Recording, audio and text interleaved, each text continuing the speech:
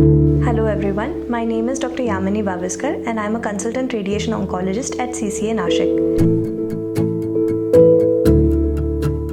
So what to expect when you are referred for radiation?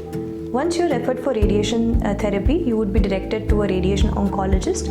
A radiation oncologist is a physician who is trained in clinical oncology solid tumors and specializes in delivering radiation. This radiation could be external beam therapy or could be internal radiation, that is also called brachytherapy. The radiation oncologist would evaluate you, would see the history, the course of treatment, any investigations that have been done before, and would later on guide you further for the further management. If a diagnosis has not been established, the diagnosis and staging would be established and you would be advised for some further investigations if there are any required, and would then be considered for treatment. So what to expect when you are being planned for external beam radiation?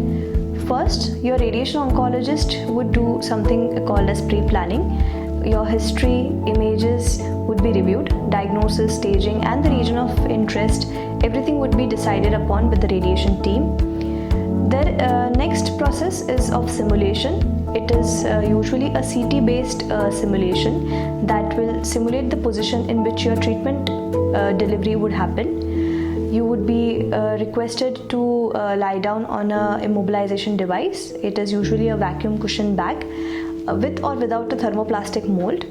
And once you're immobilized, aligned, a small CT scan of the area of interest would be taken.